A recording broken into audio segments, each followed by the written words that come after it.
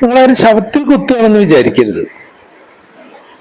നമ്മളുടെ പ്രതാപൻ സാറും ശ്രീനാ മാഡവും ഒക്കെ ബിറ്റ് കോയിനെയും എത്തീരിയത്തിനെയും USDT-നെയും ഒക്കെ കവച്ചു വെച്ചുകൊണ്ട് ലോകത്തിലെ ഏറ്റവും മികച്ച ക്രിപ്റ്റോ കറൻസിയാക്കി മാറ്റും എന്ന് പറഞ്ഞ് ഓരോരുത്തരുടെ കയ്യിൽ നിന്നും 1600-ഉം 10,000-ഉം 20,000-ഉം ഒക്കെ വെച്ച് കളക്ട് ചെയ്തിട്ടുള്ള HR ക്രിപ്റ്റോയുടെ ഇന്നത്തെ വില ഞാൻ ആകസ്മികമായിട്ടൊന്ന് എടുത്ത് നോക്കുകയുണ്ടായി.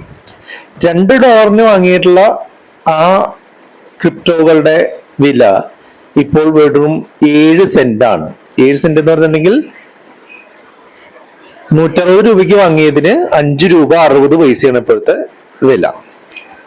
ഇത് അതിന്റെ ശരിയായിട്ടുള്ള വിലയായിട്ടുള്ള 0-ലേക്ക് എത്താൻ വലിയ താമസമൊന്നും ഉണ്ടാവില്ല. നമ്മളെപ്പോഴും മനസ്സിലാക്കേണ്ടത് ടെക്നോളജി പ്രോഡക്റ്റുകൾ അല്ലെങ്കിൽ ടെക്നോളജി ബേസ് ചെയ്തിട്ടുള്ള സൊല്യൂഷനുകൾ കണ്ണുമടച്ച് ആരെങ്കിലും പറയുന്നത് കൊണ്ട് മേടിക്കാൻ പോകുന്ന ആളുകൾക്ക് ഉണ്ടാവുന്ന വിധിയാണിത്. ആരെങ്കിലും പറയുന്നു ഇത് മറ്റേതാവും, ഇത് അതിലും വലുതാവും എന്നൊക്കെ പറയുന്നതിനേക്കാൾ അത് ഈ ക്രിപ്റ്റോ കറൻസി അല്ലെങ്കിൽ ഈ ടോക്കൺ എന്ത് ചെയ്യാൻ ഉദ്ദേശിക്കുന്നു, അതിന്റെ യൂസ് കേസ് എന്താണ്, അങ്ങനെയുള്ള ബേസിക് ആയിട്ടുള്ള ചോദ്യങ്ങൾ ചോദിച്ചുകൊണ്ട് വേണമായിരുന്നു നിങ്ങളൊക്കെ വാങ്ങാൻ എന്നുള്ളതാണ് ഈ മേഖലയെ കുറച്ചു കാലമായിട്ട് നോക്കിക്കാണുന്ന ഒരാൾ എന്നുള്ള നിലയ്ക്ക് നിങ്ങളോട് പറഞ്ഞു തരാനുള്ളത്. ഇനിയും ക്രിപ്റ്റോ കറൻസികൾ ടോക്കണുകളും കൊണ്ട് ധാരാളം ആളുകൾ വരും. പ്രതാപനും ശ്രീനാ പ്രതാപനും അവരുടെ കൂട്ടിട്ട ചോട്ടാ നേതാക്കന്മാരും മാത്രമല്ല അവസാനത്തെ തട്ടിപ്പുകാര് എന്നുള്ളത് നിങ്ങൾ മറക്കരുത്. ഇനിയും പലരും വരും.